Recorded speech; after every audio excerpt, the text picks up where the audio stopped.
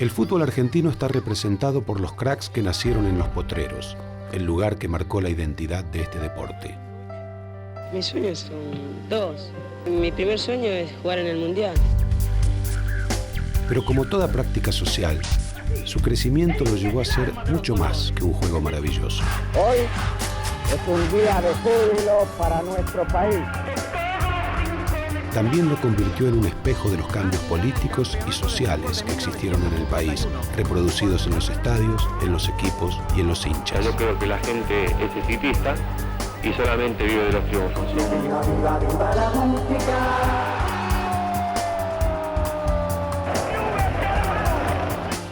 Estoy convencido que todos los equipos argentinos están capacitados para jugar un fútbol que dé espectáculo, un fútbol así, alegre como el que juega Huracán. La historia no puede interpretarse si desconoce al fútbol como actor principal de la cultura popular. La historia es fútbol porque el fútbol es historia.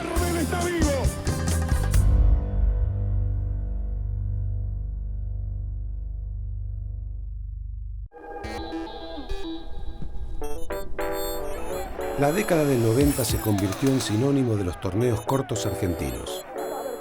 El éxodo de los jugadores al exterior fue masivo y los campeones perdían brillo. Aunque hubo excepciones. El River de Ramón Díaz, que ganó la Copa Libertadores, dejaba su huella. Por su parte, Boca, con Bianchi, se quedó con toda la gloria y se transformaba en el equipo más ganador de la historia del club. Y Racing, que había estado cerca de dejar de existir, obtenía un campeonato luego de 35 años en el marco de un país que se incendiaba. Cambiaban los tiempos de los hinchas y los del fútbol. Aparecían los tiempos modernos.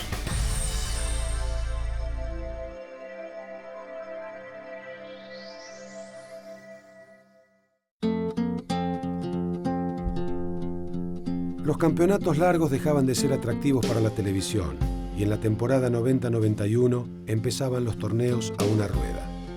En paralelo surgía a la escena un personaje inesperado. Apasionado desde pibe por el fútbol, no había llegado a destacarse en la primera de su club como futbolista. Por eso se interesó por la dirección técnica. Decidió estudiar profesorado de educación física para conocer la fisiología del futbolista y dirigió las divisiones menores de Newell's hasta llegar a primera con la generación de jugadores que conduciría a Newell's en 2 años a quedarse con 2 torneos y a una final de Copa Libertadores. El Newell's de Marcelo Bielsa y Gerardo Martino se quedó con la unificación de la Apertura 90 y del Clausura 91. Además, obtendría ese mismo torneo durante 1992. Empezaba a escribirse la historia de un técnico con modos que dentro y fuera de la cancha se apartaría del resto.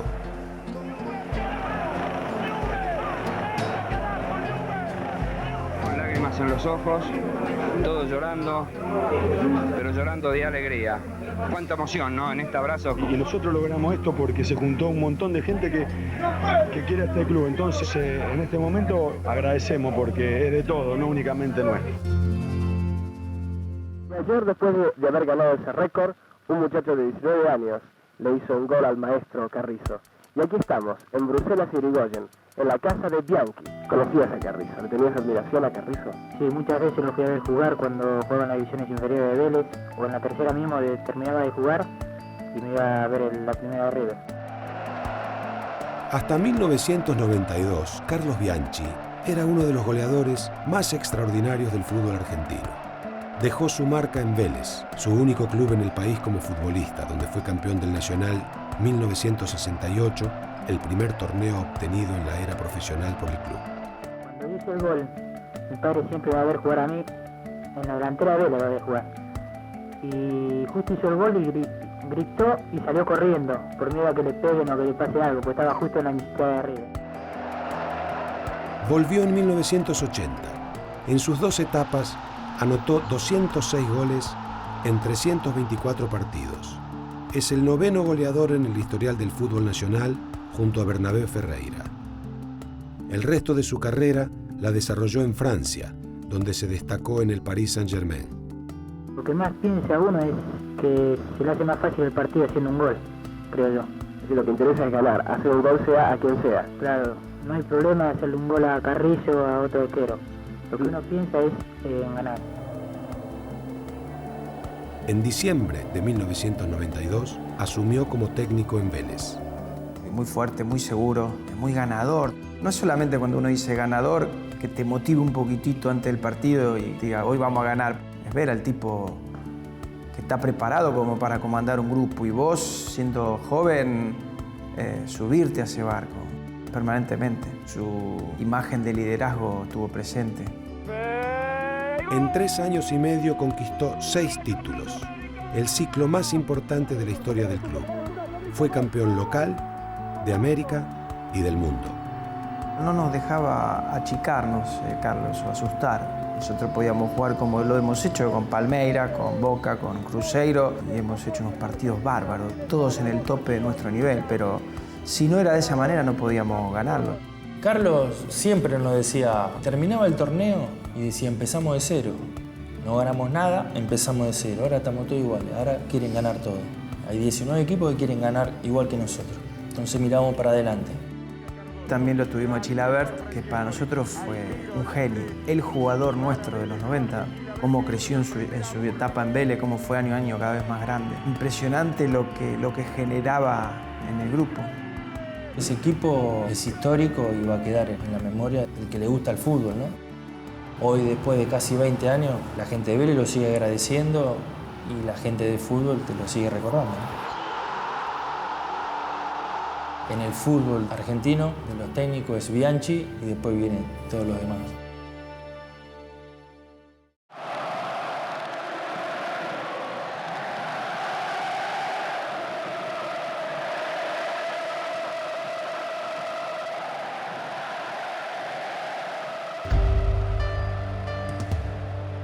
Vélez logró con Carlos Bianchi su último título en el Apertura 95. En ese torneo, Maradona regresó a Boca a 13 años de la obtención del Metro 1981. A 3 fechas del final, Boca aventajaba a Vélez por 4 puntos y podía encaminarse al título si le ganaba a Racing en la Bombonera. Ese día, Antonio Alegre y Carlos Heller perdían la presidencia de Boca luego de 11 años a manos del ingeniero de la industria automotriz, Mauricio Macri. La primera determinación al frente del club del presidente fue no tomar una determinación. Encomendó con una encuesta entre los socios la decisión de la elección del futuro entrenador del club. Así fue Carlos Bilardo el primer técnico que tuvo la era Macri como presidente de Boca. Cuando vino Bilardo yo ya no estoy más en Boca. Primero porque era suplente de Maradona y después porque no quería trabajar con Bilardo, yo no tenía intenciones. Yo me fui a Gimnasia y le inauguramos los palcos ahí en Boca y ganamos 6-0. Y todos los aplausos de la gente de Boca para el Beto Márcico. Histórico en la reinauguración de la Bombonera. Gimnasia le ganó a Boca 6-0. Bilardo en Boca, que empezó a limpiar jugadores que la dirigencia le pedía que limpie. Entonces yo fui uno, después fueron otros. A través de Bernardo Grifa, el exitoso hacedor de las inferiores de Newell's, Boca adquirió el Club Parque, contrató a su director Ramón Madoni y se adueñó del pase de una serie de jugadores de inferiores de Argentinos Juniors, entre los que se destacaba un número 5 delgado, de tranco lento y sonrisa de pibe, llamado Juan Román Riquelme. Es un jugador que está criado distinto. Yo creo que debe ser Juan en PlayStation, no debe jugar. Le gusta mucho el fútbol, enamorado del fútbol, le gusta jugar y es un tipo de unos principios bárbaros. Te guste o no te guste, estés de acuerdo o no estés de acuerdo con él, está criado y educado, se nota como éramos nosotros. Riquelme, el mejor jugador en la historia de Boca. El jugador más importante de la historia de Boca. 5 Torresani, 6 Fabri, 7 Rambert, el 8 el debut de Juan Román Riquelme. No solamente por el tiempo que jugó, sino por lo que le dio al club, la calidad de partido, ¿no? Cuando toda Unión se iba con él, la volvió a abrir para Pompey, que hasta él quedó sorprendido y no esperaba esa preciosura de acción. Por segunda vez, ovacionado Riquelme. En tiempos del fútbol apoyado en la dinámica y la condición física, Riquelme fue un futbolista que, como dijo alguna vez Jorge Valdano, jugaba al ritmo de cuando los vecinos del barrio sacaban la silla a la puerta. Jamás modificó su manera de entender el juego. Un rasgo identitario escaso entre los futbolistas contemporáneos a él. Cuando vas creciendo como jugador, vas corriendo menos, jugás más tácticamente, y eso fue lo que pasó con Román. En cambio, Riquelme de los 28, 29 años, es terrible. Cuando volvió a Boca, que ganó la Copa Libertadores, prácticamente la gana él. Un año después del debut de Riquelme, llegaron a Boca 3 jugadores que habían compartido inferiores en Forever, un club de papi fútbol de La Plata, pero que sin embargo estuvieron en veredas diametralmente opuestas durante las divisiones menores y la primera. Los mellizos Barros Esqueloto fueron símbolos en Gimnasia y Martín Palermo, ídolo en Estudiantes. Mis compañeros me buscan mucho el juego aéreo, porque soy muy alto. ¿Un técnico? Creo que Bilardo, un técnico no lo tuve, pero creo que debe saber un montón. ¿Un deseo? Llegar a la primera de Estudiantes. Habíamos peleado muchas veces porque éramos de la misma edad, jugábamos en las inferiores, siempre en contra, íbamos al mismo colegio también, y también en los torneos internos del colegio terminamos discutiendo. No era buena, no nos habíamos peleado, pero siempre había sido mala. De cabeza, el gol del triunfo, el centro. Martín Palermo, que en sus comienzos generaba más dudas que certezas, se convirtió en el máximo goleador de la historia del club y, al igual que Riquelme, entró en la galería de los más grandes. Con un radio de gol inédito, logró convertir bajo todas las circunstancias y fue un ejemplo de superación personal. No solamente venció sus limitaciones técnicas, sino que superó durísimas lesiones y circunstancias personales, lo que logró engrandecer aún más su figura. El crecimiento de Martín Palermo y de Juan Román Riquelme estuvo cimentado sobre la llegada de Carlos Bianchi al club. El Virrey arribó a Boca en 1998 y se convirtió en el tercer entrenador contratado en los 3 años que llevaba Macri en la presidencia. El primer día nos llamó a los dos y nos dijo que nos preparemos para los 19 partidos del campeonato, que íbamos a jugar los dos. Jugamos mal, jugamos bien, hagamos goles, no hagamos goles, los dos íbamos a jugar las 19 fechas. Creo que de las 19 fechas, en 10 hicimos goles antes de los 10 minutos. Era muy difícil que nos hagan goles, era muy difícil que nos lleguen.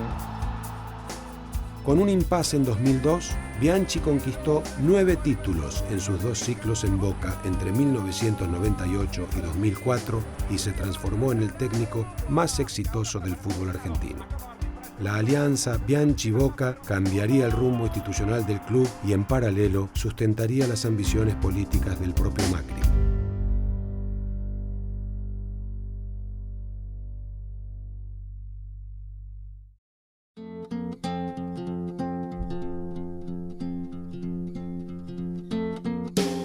Mientras Boca compraba juveniles para rearmar sus inferiores, se producía el regreso a River de los formadores Delem, Martín Pando, Federico Bairo y Gabriel Rodríguez. Yo recuerdo que en inferiores estabas obligado a pisar la pelota. No se buscaba resultados, sino que el jugador de River fuese distinto en ese sentido. No existían las pelotas por arriba, sino era todo por abajo. Se priorizaba mucho lo que era el juego. Me llamo Andrea Alessandro, juego número 10 y mi sueño es jugar en la primera de River con todos mis compañeros y poder llegar a jugar en esta cancha tan hermosa, poder llegar a la selección con todos mis compañeros y que tengan la misma suerte que yo. Hola, me llamo Javier Saviola y juego en el 81 de River en domin derecho. Mi ídolo es Ortega. Lo que me gusta en la cancha es tirar caños y gambetear. A este trabajo se le sumó en julio de 1994 el regreso de un jugador clave para la batería de títulos que vendría. Formado en Wanderers de Uruguay, River lo había adquirido en 1983. Luego de acomodarse a un club que estaba en riesgo de descender, se convirtió en figura del campeón que gestó el Bambino Veira y se quedó con el torneo 85-86. ¿Usted es un jugador goleador o un goleador jugador? Me gustaría ser, siempre quise, un jugador primero y goleador después. El gol yo creo que es una circunstancia, sí que me ha acompañado en la mayoría de estos últimos tiempos aquí en Argentina, pero prefiero ser el jugador. Después el gol si viene o no. Antes de que ese equipo ganara la Copa Libertadores, fue vendido al Racing Matra de París, donde llegó a entablar amistad con la familia del marcador central Jorge Higuaín, que estaba jugando en Nantes. Allí, como curiosidad, llegó a tener en brazos al hijo menor de la familia nacido en Francia, Gonzalo, el Pipita. El uruguayo retornó a River con 32 años con la intención de obtener el título que no había podido disputar en los 80, la Copa Libertadores. El primer día nos daba vergüenza saludarlo, por lo menos a mí. Estaba allá arriba, Enzo. Pero una vez que arrancamos los entrenamientos y todo, con su manera natural de expresarse, de aconsejarnos, pues era un señor, es un señor Enzo. Estabas apretado, se la daba a Enzo y algo sacaba de la galera. Una prestancia, era el capitán, era el príncipe. Fenómeno. El club decidió contratar como entrenador a otro hombre del riñón, Ramón Ángel Díaz. El pelado, con fuertes diferencias con un plantel que lo miraba por arriba del hombro, construyó el último gran ciclo riverplatense. 3 títulos locales consecutivos, la Copa Libertadores de 1996 y la Supercopa de 1997.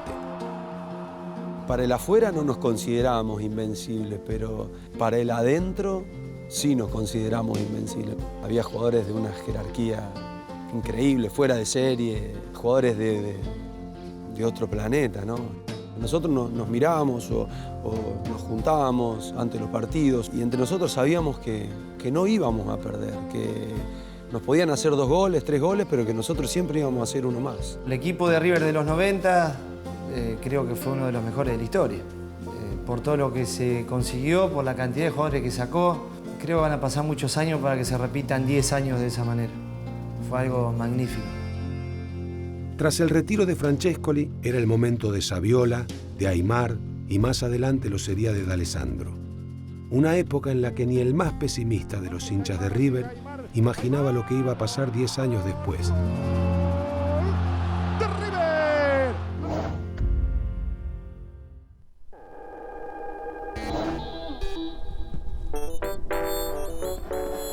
El comienzo de la presidencia del doctor Carlos Saúl Menem significaba la esperanza de la recuperación nacional para Argentina tras la hiperinflación sufrida durante el alfonsinismo.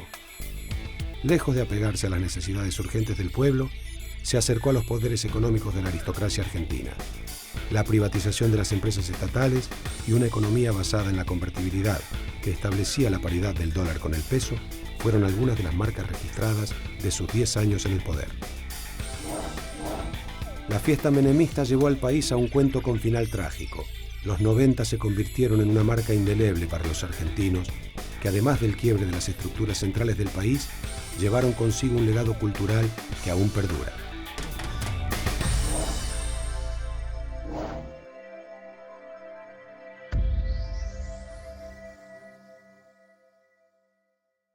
En estas condiciones está hoy Racing, extinguido. Ha dejado de existir Racing Club Asociación Civil.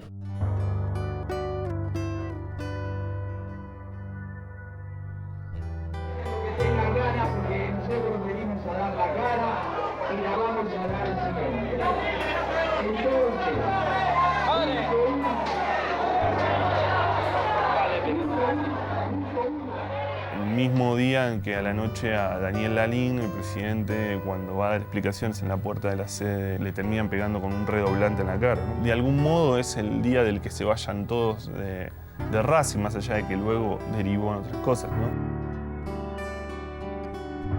Mezcla de tragedia griega y sainete, el Racing que había dejado de existir cargaba desde hacía años con una dirigencia que su grandeza no merecía. La quiebra institucional del club llevó a que el torneo Clausura 99 no arrancara, pero un país sin fútbol era demasiado en una época en la que los problemas sociales y económicos amedrentaban. Socios e hinchas anónimos desesperaron. La academia inició una cruzada que terminó con un salvataje legal en la figura de fondo fiduciario.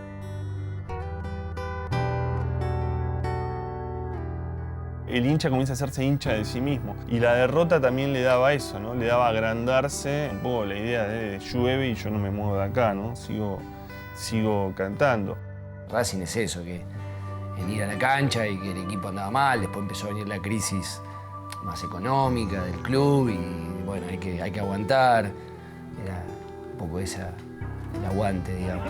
se mete en el área, Vital Venezuela, que está, Comiso la sacó, mete la cola de Noya. Gestionado por una empresa privada, Blanquiceleste Sociedad Anónima, Racing esperaba disputar la última fecha contra Vélez del campeonato que ansiaba desde 1966. En paralelo, el país entraba en una crisis institucional inédita. Como tantas otras veces, nuevamente caminaban de la mano dos realidades, la de la plaza y la del fútbol. Obviamente la posibilidad de Racing campeón había generado una locura en los hinchas, ¿no? Las entradas se ponían a la venta el 19 de diciembre a la mañana. El día anterior la cola era inmensa, tanto es así que llegaba hasta la cancha de Independiente. Yo militaba en la corriente clasista y combativa y en el Partido Comunista Revolucionario por un argentinazo que ponga fin a la política primero de Menem y después de la Rúa. Entrega el país en los últimos años de mucho hambre, que no había para comer. Cuando se ponían en venta las entradas, comienza lo que fueron los saqueos del 19 a la mañana, ¿no? Muchas protestas sociales, accionar represivo por parte de la policía y demás. Ir un rato a hacer la cola, irme a militar, fueron como momentos muy importantes tanto de la vida de Racing, de la vida del país. No importaba nada, había que estar ahí. Como a las 7, 8 fuimos como para la Plaza de Mayo a escuchar la conferencia de prensa desde la Rúa. 5 minutos después de que terminó de hablar, me acuerdo que íbamos caminando por Independencia. ¿Qué es eso? ¿Qué está pasando? ¿Viste? Una lata, otra latita, un metal. Y era la gente que había empezado a cacerolear.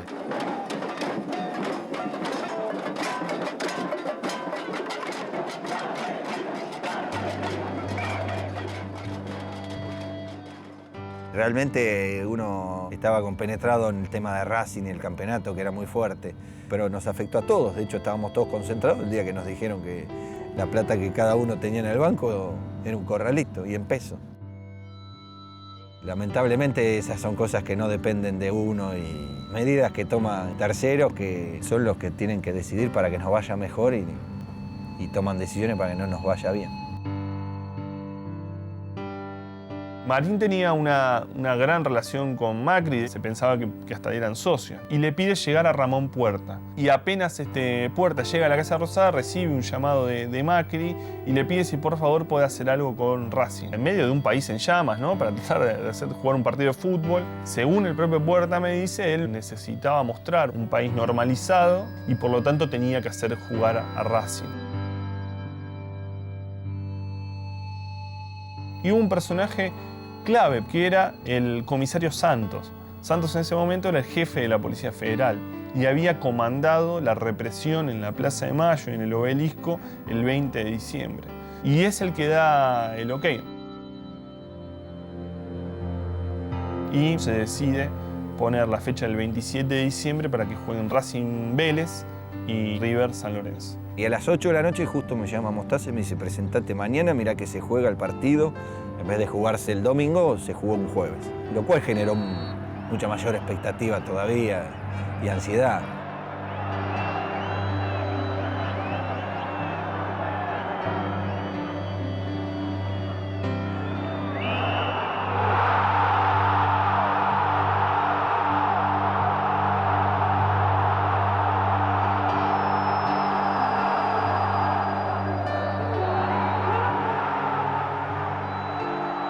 No lo podías creer, sí, después de 35 años salí campeón. En medio de ese festejo uno le veía la cara a la gente y lo hacía feliz el hecho de, por lo menos por un instante, por unos minutos o por un buen rato, hacerlo olvidar los momentos que vivía el país socialmente con una alegría a la gente de Racing.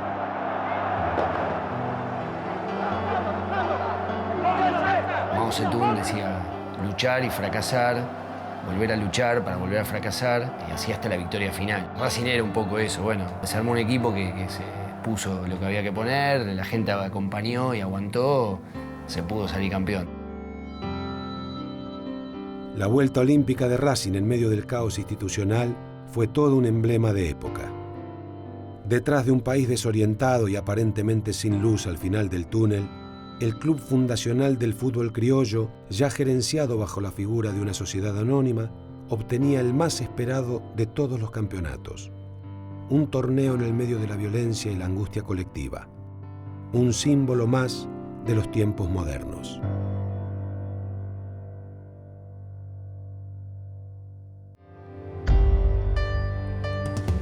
Mis compañeros me buscan mucho el juego aéreo, porque soy muy alto. ¿Un técnico? Creo que Bilardo, un técnico no lo tuve, pero creo que debe saber un montón. ¿Un deseo? Llegar a la primera estudiante. En estas condiciones está hoy Racing, extinguido, ha dejado de existir Racing Club Asociación Civil.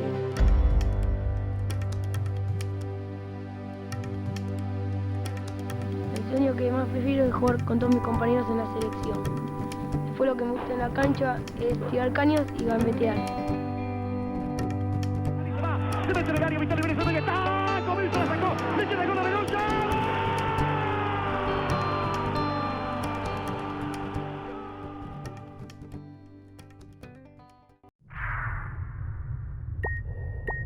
Yeah.